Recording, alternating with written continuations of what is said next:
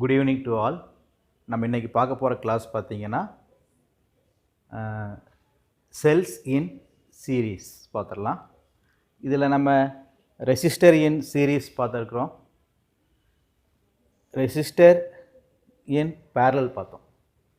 Same அதே மாதிரி தான் capacitor in parallel, capacitor in series பார்த்தோம். இப்போ அதே மாதிரி resistor in series and resistor in பேரலுங்கிற அந்த இம்பார்ட்டன்ட் கொஸ்டினை பார்த்துடலாமா? இது ப்ளஸ் டூவில் செகண்ட் லெசன் வரக்கூடிய ஒரு இம்பார்ட்டன்ட் கொஸ்டின் தான். ஸோ லிசன் பண்ணிக்கலாம். இப்போது ஃபஸ்ட்டு பார்க்க போகிறதுமா செல்ஸ் இன் சீரீஸ்.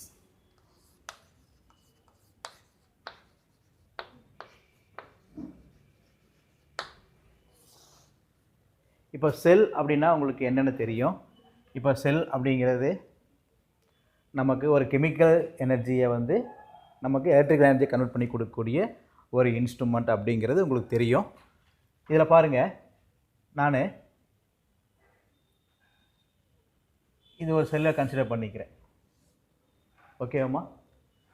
இந்த செல் அப்படின்னாவே கண்டிப்பாக அதுக்குள்ளே வந்து ஒரு இன்டர்னல் ரெசிஸ்டன்ஸ் இருக்கும். நம்ம இது போன கிளாஸில் பார்த்துருக்குறோம். பாருங்கள், இது செல் அப்படின்னா கூடவே ஒரு இன்டர்னல் ரெசிஸ்டன்ஸ் போடுவோம். இதெல்லாம் சேர்ந்தது தான் நம்ம ஒரு செல் அப்படின்னு பார்த்துருக்குறோம். நான் இன்டர்னல் ரெசிஸ்டன்ஸ் போட்டால் டயக்ராம் அழகாக இருக்காதுங்கிறதுக்காக நான் வெறும் செல் பேட்ரி பாசிட்டிவ் அண்ட் நெகட்டிவ் மட்டும் வரைஞ்சிட்டேன். தென் அதே மாதிரி இது சீரீஸ் கனெக்ஷனுங்கிறனால இன்னொரு செல் எடுத்துக்கிறேன். தென் அதே மாதிரி இன்னொரு செல் எடுத்துக்கிறேன். நம்பர் ஆஃப் செல் நம்ம எடுத்துகிட்டே போயிடலாம். இருந்தாலுமே நம்ம டயக்ராம் ஒரு 3 மட்டும் போதுன்னு வச்சுட்டேன். இந்த 3 செல்லுமே கண்டிப்பாக இந்த செல்லுக்கு வந்து பார்த்தோம்னா நம்ம ஒரு பேர் வச்சுருப்பீங்க நீங்கள், C1 C2 C3 வச்சாலும் சரி. அது ஆனால் சீன் வைக்க முடியாது, ஏன்னா நம்ம கெப்பாசிட்டர்னு பேர் வச்சுட்டு நம்ம ஏற்கனவே சிக்கு. ஆனால் வேறு ஏதாவது நம்ம நேம் வச்சுக்கலாம், ஈன்னு வச்சுக்கலாம். நம்ம இதில் இந்த பெருசாக போட்டிருக்கிறது வந்து லைன் வந்து பாசிட்டிவ் ஆகவுமே, ஸ்மாலாக போட்டிருக்கிறது நெகட்டிவ்னு உங்களுக்கு தெரியும். அப்போ இந்த நெகட்டிவ் வந்து இந்த பாசிட்டிவ் கூட கனெக்ட் பண்ணியிருப்பாங்க சீரீஸ் கனெக்ஷனில். சேம் அதே மாதிரி அடுத்த செல்லோடைய நெகட்டிவ் அதுக்கு அடுத்த செல்லோடைய பாசிட்டிவ் கூட கனெக்ட் பண்ணியிருப்பாங்க. இந்த நெகட்டிவ் ஓப்பன் ஆகுமே, இந்த பாசிட்டிவ் இப்படி ஓப்பனாக இருக்கும். ஓகேவா? சரி, இதில் பாருங்கள். இப்போது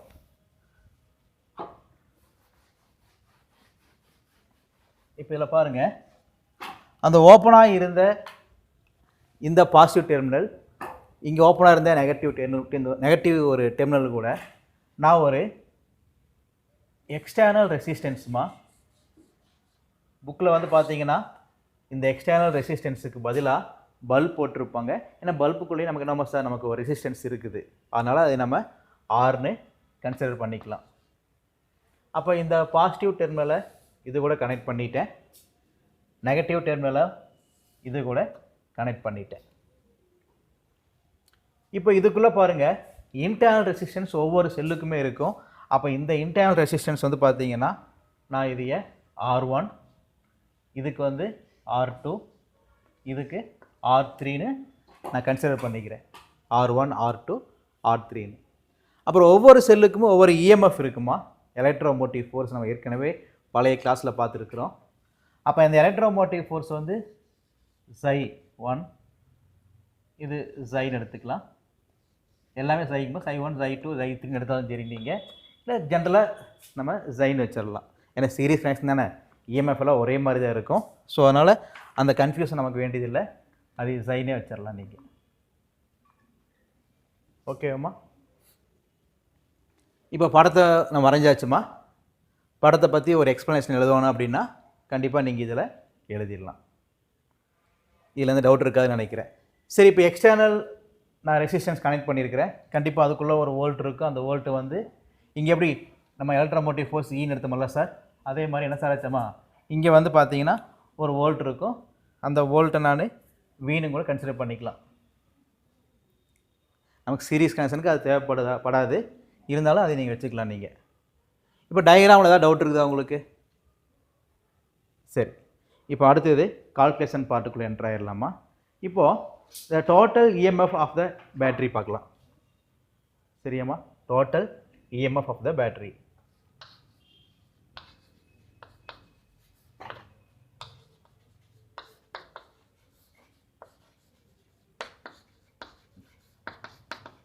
இந்த total EMF of the battery வந்து பார்த்தீங்கன்னா இங்கே ஈன்னு எடுத்திருக்கிறேன், சாரி சைன் எடுத்திருக்கிறேன். இந்த சை வந்து பார்த்தீங்கன்னா எல்லாத்துக்கும் ஒரே மாதிரி தான் இருக்குது because of the series connection அப்படிங்கிறனால. அப்போ நீ எத்தனை பேட்ரி எடுத்துருக்கிறியோ அந்த பேட்டரியை பொறுத்து அந்த வேல்யூ வந்து இன்க்ரீஸ் ஆகிட்டே இருக்கும். நான் வந்து இதையே சைன் எடுத்திருக்கிறேன். எத்தனை பேட்டரி எடுத்துருக்கிறேன் சார்? நான் வந்து இங்கே 3 பேட்டரி எடுத்துருக்கிறேன். பட் நீங்கள் எவ்வளோ எடுத்துக்கலாம். ஸோ நம்பர் ஆஃப் பேட்டரி எவ்வளோ எடுத்துக்கிறியோ அதை பொறுத்து அதை நம்ம போட்டுக்கலாமா. அப்போ n இன்ட்டு ஈன்னு போட்டாச்சு. அடுத்தது பாருங்கள், the total number of resistance R அது வந்து பார்த்தோம்னா total number of resistance பார்த்தலாம். அடுத்தது total number of resistance. இப்போ மேலே கொடுத்தது வந்து ஒரே பாயிண்டில் முடிச்சாச்சு. ஸோ கீழே வர அப்படி எடுத்துக்க வேண்டியது அவசியம் கிடையாதுமா. டோட்டல் நம்பர் ஆஃப் ரெசிஸ்டன்ஸ் இங்கே பாருங்கள், இதுக்கு ரெசிஸ்டன்ஸ் R1 R2 R3 எடுத்துக்கலாம். ஜென்ரல் எல்லாத்துக்கும் ஆர்னே வச்சுருக்கீங்க நீங்கள் ரெசிஸ்டன்ஸை. சரியா? ஆர்னு வச்சுட்டிங்கன்னா என்ன பண்ணலான்னு பாருங்கள். இப்போ நம்ம சீரீஸின் ரெசிஸ்டரின் சீரீஸில் படிச்சிருப்பீங்க. ஆரோட வேல்யூ வந்து பாருங்கள், ரெசிஸ்டன் ஆர்எஸோட வேல்யூ வந்து பார்த்தோம்னா R1 plus R2 plus R3 போட்டு படிச்சிருப்பீங்க. கரெக்டாமா? ஸோ R1 R2 R3 போயிட்டு இருக்கிறங்காட்டி இது வந்து நீங்கள் ஜென்ரலாக வந்து n இன்ட்டு ஆர் நம்ம இங்கே 1 2 3 டிஃப்ரெண்ட் வேல்யூஸ் போட்டிருக்கிறேன். நீங்கள் வேல்யூஸ் டிஃப்ரெண்ட்டாக போடல சார், எல்லாத்துக்கும் நான் ஜென்ரலாகவே நான் வந்து ஆர்னு எடுத்துக்கிறேன் அப்படின்னு நீங்கள் கன்சிடர் பண்ணிட்டீங்கன்னா எனக்கு எல்லாமே இங்கே ஆர்னு தான் வந்துருக்கும். அப்போ எவ்வளோ ஆர் சேவை நம்ம எடுத்துருக்கிறீங்க அப்படின்னு பார்த்தோம்னா நீங்கள் எடுக்கிறக்கூடிய இந்த ஷெல்லை பொறுத்து இன்க்ரீஸ் ஆகிட்டே இருக்கும். அப்போ n நம்பர் ஆஃப் ஆர் எடுத்துருக்கிறேன் சார், நான் இது nRன்னு எடுத்துக்கிறேன். பட் இந்த சர்க்கியூட்டில் அது மட்டும்தான் சார் இருக்குதான்னு பார்த்தா கிடையாது. அது போக எக்ஸ்டர்னல் ரெசிஸ்டன்ஸ் ஆர் ஒன்று இருக்குது சார். அப்போ அதை வந்து நான் ஆட் பண்ணிக்கிறேன். அப்போ இந்த வேல்யூஸ் தான் எனக்கு இங்கே ஆர்எஸோட வேல்யூ. இதுதான் டோட்டல் நம்பர் ஆஃப் ரெசிஸ்டன்ஸ். இந்த வேல்யூ தான் நமக்கு தேவையான இஎம்எஃபோட வேல்யூ அப்படிங்கிறாங்க. சரி, இது வரைக்கும் உங்களுக்கு புரிஞ்சிருக்குன்னு நினைக்கிறேன். அடுத்த ஸ்டெப்பு, ஃபஸ்ட் ஸ்டெப் சிம்பிளாக முடிஞ்சதுமா, செகண்ட் ஸ்டெப்பும் எனக்கு சிம்பிளாக புரிஞ்சிருக்கும். இந்த செகண்ட் ஸ்டெப்பில் இந்த ஆர் எப்படி வந்துன்னு கன்ஃபியூஸ் பண்ணிக்காத, அந்த ஆரோட வேல்யூ தான் நமக்கு இங்கே இருக்குது. இந்த என்ஆருங்கிறது வந்து பார்த்தீங்கன்னா இங்கே இருக்கிற வேல்யூஸ். அடுத்தது பாருங்கள், ஓம்ஸ் லா வரைஞ்சி எழுதியிருக்கிறோம். நம்ம உனக்கு ஞாபகம் இருக்குன்னு நினைக்கிறேன். What is the Ohm's law sir? Ohm's law equal to V equal to IR. Ohm's law படி பார்த்தீங்கன்னா வியோட வேல்யூ வந்து ஐஆர். நமக்கு இதில் போகக்கூடிய கரண்ட்டோட வேல்யூஸ் தான் நமக்கு தேவைப்படுது சார். அந்த கரண்ட்டோட வேல்யூ பார்க்கணும் அப்படிங்கிறனால ஐயோட value is equal to V by ஆர்னு சொல்லிடலாம். ஓகேவா? இங்கே விங்கிறது வந்து பார்த்தீங்கன்னா நத்திங் பட் டோட்டல் இஎம்எஃப்மா. இந்த வியோட வேல்யூ வந்து டோட்டல் இஎம்எஃபோட வேல்யூ தான். நான் என்ன சொல்கிறேன் நம்ம சார், இங்கே பொட்டென்ஷியல் டிஃப்ரென்ஸ் சொல்கிறேன். ஏன்னா இது ஒரு இஎம்எஃப், இது ஒரு இஎம்எஃப், இது ஒரு இஎம்எஃப். இதுதான் பொட்டென்ஷியல் டிஃப்ரென்ஸ் சொல்கிறோம் நம்ம. ஓகேவா? நான் உனக்கு போன கிளாஸ் சொல்லி கொடுத்துருக்குறது ஏன். ஸோ அது வந்து வின்னு வச்சுக்கலாம்.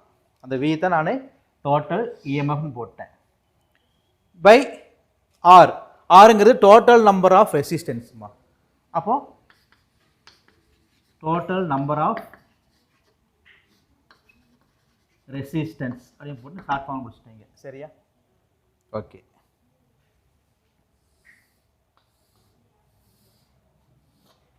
டோட்டல் நம்பர் ஆஃப் ரெசிஸ்டன்ஸ் போட்டு முடிச்சாச்சு. அதுக்குரிய வேல்யூஸும் போட்டு இங்கேயே போட்டுடலாமா? போட்டோம்னா நமக்கு வேலை முடிஞ்சிடும். ஸோ ஐயோட வேல்யூ பாருங்கள், டோட்டல் இஎம்எஃப் என்னன்னு பாருங்கள், n இன்ட்டு ஜை divide by total number of EMF. அந்த ரெசிஸ்டரோட வேல்யூ என்னன்னு பார்த்தீங்கன்னா டோட்டல் நம்பர் ஆஃப் ரெசிஸ்டன்ஸ் பாருங்கள், ஆர்எஸோட value NR plus R. So இதுதான் நமக்கு தேவையான கரண்ட்டோட வேல்யூ. இது வரைக்கும் உனக்கு புரிஞ்சிருக்குன்னு நினைக்கிறேம்மா. இது புரியலினா இன்னொரு டைம் சொல்லிக் கொடுத்துட்றேன், லிசன் பண்ணிக்கங்க. என்னென்னா நான் பார்க்க போகிறது செல்ஸ் இன் சீரீஸ்மா. செல் வந்து பார்த்தீங்கன்னா E1 E2 E3 எடுத்துக்கங்க. நீங்கள் எடுத்துட்டிங்கன்னா அதில் இருக்கக்கூடிய இஎம்எஃபோட வேல்யூ நம்ம சைன் எடுத்துக்கலாம். எல்லாத்துக்கும் ஒரே வேல்யூ தான் because of all series connection அப்படிங்கிறனால. இன்டர்னல் ரெசிஸ்டன்ஸ் ஒரே மாதிரி எடுத்துக்கிறோம் நம்ம. இப்போ உதாரணத்துக்கு பார்த்துருப்பீங்க, 1.5 வோல்ட் பேட்டரி அப்படின்னு இது 1.5 இது 1.5 இது 1.5 அந்த மாதிரி எடுத்துக்கிறோம். அப்போ ஆரோட வேல்யூ எல்லாம் 6 எடுத்தாச்சு. இது வந்து ஒரு எக்ஸ்டர்னல் ரெசிஸ்டன்ஸோட கனெக்ட் பண்ணிக்கிறோம். எக்ஸ்டர்னல் ரெசிஸ்டன்ஸ்னால் நத்திங் பட் ஒரு சாதாரண ஒரு பல்ப் கனெக்ட் பண்ணாவே போதும். அதுக்குள்ளேயும் கூட ஒரு ரெசிஸ்டன்ஸ் இருக்குது. ஸோ அதனால தான் புக்கில் வந்து டயக்ராமில் உனக்கு பல்ப் வரைஞ்சி காட்டியிருப்பாங்க. அப்போ இது 6ன்னு வச்சுக்கலாம். ஸோ இதில் இந்த சர்க்யூட்டில் பாருங்கள், total EMF of the battery பார்த்தோம்னா இந்த பேட்டரி, ஏன்னா இந்த மாதிரி நம்ம செல் வந்து கண்டினியூஸாக கனெக்ட் பண்ணோம்னா அதுக்கு பேர் தான் பேட்டரின்னு படிச்சிருக்கிறோம். ஸோ அதனால் மொத்தமாக எத்தனை எனக்கு இஎம்எஃப் இருக்குதுன்னு பாருங்கள். நான் எனக்கு 3 தான் வரைஞ்சி காட்டியிருக்கிறேன். நம்பர் ஆஃப் செல் எடுத்துக்கலாம் நீங்கள், அதனால் n இன்ட்டு சைன் போட்டேன். இப்போ டோட்டல் நம்பர் ஆஃப் ரெசிஸ்டன்ஸ் இந்த சர்க்யூட் எவ்வளோ இருக்குன்னு பார்த்தோம்னா இதில் இருக்கிறதும் இருக்கும், எக்ஸ்டர்னல் என்ன கனெக்ட் பண்ணிக்கிறீங்க அதையும் நம்ம ப்ளஸ் பண்ணணும். அப்போ இங்கே என்ன சார் இருக்குன்னா R தான் இருக்குது. அப்போ நம்ம ரெசிஸ்டர் சீரீஸில் படிச்சிருக்கிறோம், நம்ம R1 + R2 + R3 படிச்சிருக்கிறோம். அதனால தான் உனக்கு எழுதிட்டு அழிச்சு காட்டினேன். அப்போ R1 R2 R3 போல் இங்கே எல்லாமே R எடுத்துருக்கிறோம். ஸோ எத்தனை R சார் இது மாதிரி இருக்குன்னு எவ்வளோ நீ எடுத்துருக்கிறியோ அதை பொறுத்து அந்த R வேல்யூ வருது. அப்போ n இன்ட்டு R ப்ளஸ் இந்த எக்ஸ்டர்னல் ரெசிஸ்டன்ஸ் இந்த வேல்யூ கேபிட்டல் R.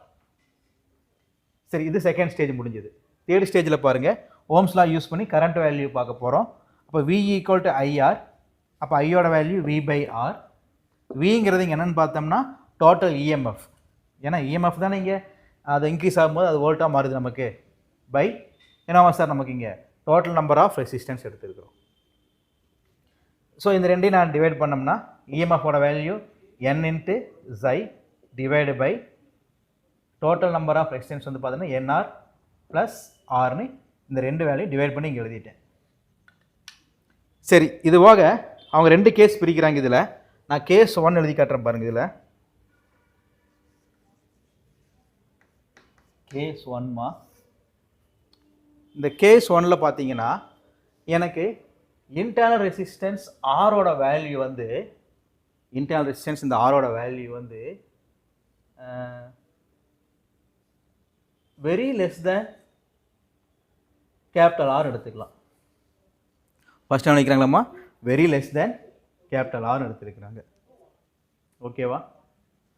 சரி, அதை எடுத்துருக்கிறாங்கம்மா. ஆறுகள் ஏன்னா உனக்கு கன்ஃபியூஸாக வரணுங்கிறதுக்காக தான் அந்த வேல்யூ நான் கேஸ் 1 அதே மாதிரி போட்டேன், வேற ஒன்றும் இல்லை.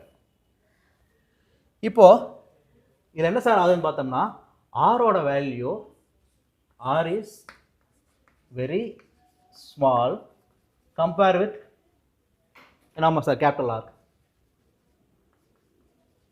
compare with capital R. அப்போ இந்த கேபிட்டல் ஆரை வந்து கம்பேர் பண்ணோம்னா ஸ்மால் ஆரோட வேல்யூ வந்து வெரி ஸ்மாலாக இருக்கும். ஸ்மாலாக இருக்குது இந்த வேல்யூ. இது எல்லாத்தையும் எத்தனை ப்ளஸ் பண்ணுறியோ அந்த வேல்யூ கிடையாதுமா, இந்த ஸ்மால் ஆரோட சிங்கிளோட வேல்யூ. அந்த வேல்யூ வந்து பார்த்தோம்னா இந்த எக்ஸ்டர்னல் சர்க்யூட்டில் கொடுத்துக்கிறக்கூடிய ஒரு ரெசிஸ்டன்ஸ், அது எது வேணால் இருக்கலாம், பல்பாக கூட இருக்கலாம், இல்லைன்னா அதுக்கு பதிலாக வேறு ஏதாவது இன்ஸ்ட்ருமெண்ட் எடுத்துக்கங்க. அதுவாக இருந்தாலும் அதோட ஆர் வேல்யூ விட இந்த R value small R, internal resistance வந்து வெரி ஸ்மால். அப்படி இருந்ததுன்னா இந்த ஆரை வந்து நெக்லிஜிபிள் பண்ணிடலாம். ஆர்னு சாப்பிடலாம், நம்ம வந்து நெக்லிஜிபிள் பண்ணிடலாம். ஸோ ஆனால் இங்கே எழுதிடலாம். So small R is negligible. ஓகேம்மா, ஸ்மால் ஆரை வந்து நம்ம அங்கே ஒதுக்கிடலாம் அப்படிங்கிறாங்க. ஸோ இந்த ஃபார்முலா இப்போ அங்கே எழுதலாமா? அப்போ இந்த சர்க்யூட் இருக்கக்கூடிய டோட்டல் கரண்ட் பார்க்கலாம். அப்போ total current equal to total current I equal to என்ன சார் அர்த்தம்? n Xi divide by NR plus capital R. இதுதான் ஃபார்முலா. இந்த ஃபார்முலாவில் வந்து பார்த்தோம்னா நான் என்ன பண்ணிக்கிறேன்னாமா, இந்த ஸ்மால் ஆருங்கிறது வந்து நெக்லிஜிபிள் பிகாஸ் ஆஃப் த என்ன ரீசனாமா சார், கேபிட்டல் ஆரோட வேல்யூ வந்து அதிகமாக இருக்குது கம்பேர் இந்த ஸ்மால் ஆர் பார்க்கும்போது அப்படிங்கிறாங்க. ஸோ அதனால் இந்த ஸ்மால் ஆரை வந்து நான் ஒதுக்கிடுறேன். சரி, இப்போ இந்த வேல்யூ நான் ஒதுக்கிடுறேன். அப்போ என்ன சார் நமக்கு ஆன்சர் கிடைக்கும் அப்படின்னு பார்த்தீங்கன்னா ஐயோட வேல்யூ வந்து பாருங்கள் n Xi டிவைடு பை இந்த n இன்ட்டு ஆர் டோட்டலாக போயிடும், மீதி இருக்கிற எனக்கு அந்த ஆரோட வேல்யூ தான் கிடைக்கும். இஸ் இட் ரைட்டுமா? அப்போ Xi by R, what is Xi? Xiங்கிறது நத்திங் பட் பொட்டன்ஷியல் டிஃப்ரென்ஸ் எனக்கு சொல்லியிருக்கிறேன். அப்போ Xi பை ஆர் அப்படிங்கிறது நமக்கு V பை ஆர் மாதிரி இருக்குது. V பை ஆருங்கிறது பாருங்கள் ஓம்ஸ் லா படி I. அப்போ இது நியூ கரண்ட்டை நமக்கு கன்வெர்ட் ஆகுது. அதனால் நம்ம என்ன இது N இன்ட்டு I1 எடுத்துக்கலாம். ஸோ இந்த வேல்யூ பார்த்துக்குங்க. இந்த வேல்யூ வந்து நான் வந்து I1 அப்படின்னு கன்சிடர் பண்ணியிருக்கிறேன். ஓகேவா? இந்த வேல்யூ வந்து I1 எடுத்துருக்கிறேன். அப்போ இந்த கேஸில் எனக்கு கிடைச்ச ஆன்சர்னு பார்த்தோம்னா ஐயோட value is N into I1. அது என்ன சொல்கிறாங்கன்னாமா, இந்த சர்க்கியூட்டில் போகக்கூடிய இந்த கரண்ட்டோட வேல்யூ எனக்கு I1 வேல்யூவோட கொஞ்சம் இன்க்ரீஸாக போயிருக்கும். நம்பர் ஆஃப் அந்த I1ஓட வேல்யூவில் போயிருக்கும். ஸோ அதிகமான கரண்ட் எனக்கு இங்கே ஃப்ளோ ஆகிருக்கும் அப்படின்னு சொல்கிறாங்க. இது கேஸ் 1ல். எப்போ சார்னு பார்த்தோம்னா இன்டர்னல் ரெசிஸ்டன்ஸ் ஆரோட வேல்யூ வந்து வெரி ஸ்மாலாக இருக்கும்போது. சரி, இப்போ கேஸ் 2க்கு போயிடலாம். கேஸ் 2 பாருங்க. What is the case 2? Case 2 அதே கான்செப்ட் தாம்மா. ஆரோட வேல்யூ ஸ்மால் ஆரோட வேல்யூ வந்து கேபிட்டல் ஆரோட ரொம்ப பெருசாக இருக்குது அப்படிங்கிறாங்க. அப்போ இங்கே அதே மாதிரி எழுதிடலாமா? அப்போது கேபிட்டல் ஆரோட value is very small compare with capital R. ஓகேவா? So capital R is negligible. Capital R is நெக்லிஜிபிள்மா. நோட் பண்ணி வச்சுக்கோங்க. இங்கே கேபிட்டல் ஆரோட வேல்யூ வந்து பார்த்தோம்னா ரொம்ப ஸ்மாலாக இருக்குது கம்பேர் வித் இந்த ஸ்மால் ஆர் பார்க்கும்போது. ஸ்மால் ஆரை பார்க்கும்போது ஓகே, கேபிட்டல் ஆரோட வந்து ரொம்ப ரொம்ப குறைவான வேல்யூவாக இருக்குது. What is the capital R அப்படின்னா எக்ஸ்டர்னலாக கொடுத்துருக்கிற value. What is small R அப்படின்னா இன்டர்னல் ரெசிஸ்டன்ஸ். அந்த வேல்யூ வந்து ரொம்ப அதிகமாக இருக்குது அப்படிங்கிறாங்க. ஸோ அதனால் இந்த கேபிட்டல் ஆரை வந்து நம்ம ஒதுக்கிடலாம், அந்த வேல்யூ வந்து நம்ம நெக்லிஜிபிள் பண்ணிடலாம் அப்படிங்கிறாங்க. So what is the formula sir? இங்கே பாருங்கள், ஃபார்முலா பாரு. I ஈக்குவல் டு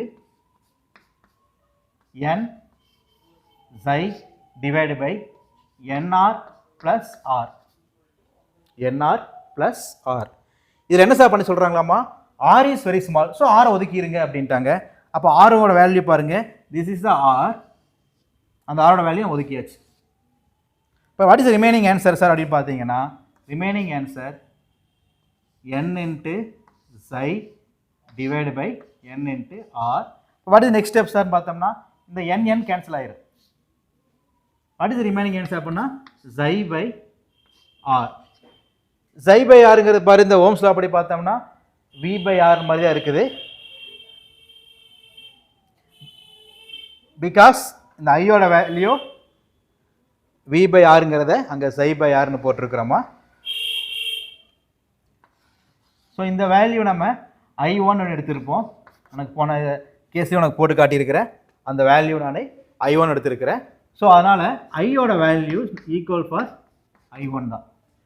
எந்த விதமான புதிய சேஞ்சஸும் அதில் கிடையாது. அதில் எந்த வேல்யூவோடு அப்படியே தான் வந்திருக்காங்க.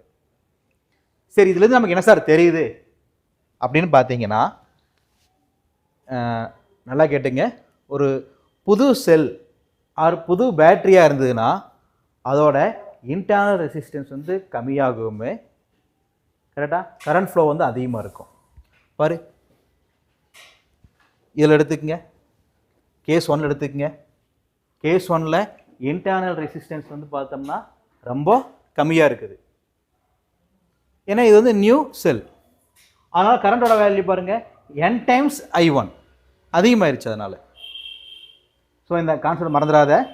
நியூ செல் ஆர் நியூ பேட்ரி எடுத்துக்கங்க. 9 வோல்ட் பேட்ரி 12 வோல்ட் பேட்ரி எடுத்தாலுமே நாக்கில் வச்சிங்கன்னா சுருன்னு உனக்கு அதிகமான பவர் கிடச்சிருக்கும். அதுக்கு என்ன காரணம்னா அவனுக்கு இன்டர்னல் ரெசிஸ்டன்ஸ் வந்து வெரி லெஸ். ஆனால் கிடைக்கூடிய கரண்டோட வேல்யூ பாருங்கள், number of time into I1 அதிகமான அளவுக்கு கரண்ட் கிடச்சிருக்குது அப்படிம்பாங்க. சரியா? ஸோ இதில் செகண்ட் கேஸ் பாருங்கள், அது பழசாயிருச்சு. இப்போ அப்படிங்கும்போது பழசான என்ன சார் ஆகும்? இன்டர்னல் ரெசிஸ்டன்ஸ் கம்மியாயிருச்சு, லோ ஆயிருச்சு. அப்போது லோவானங்காட்டி கரண்ட்டோட வேல்யூ பாருங்கள் ஈக்குவல் என்ன கொடுக்குறோமோ அது அவுட்புட் அப்படியே கிடச்சிருச்சு நமக்கு அப்படிங்கிறாங்க. சரியா? இந்த ரெண்டு ஆன்சருடைய மீனிங் படிச்சுக்கங்க. இந்த கான்செப்டை ஃபுல்லாக ஒரு டைம் நீங்கள் கவனிச்சுட்டு புக்ஸ்லேயும் ஒரு டைம் படித்து பார்த்தீங்கன்னா இந்த எக்ஸாமில் நீங்கள் ஈஸியாக எழுதிடலாம். ஓகேம்மா, எனி டவுட் இதில்?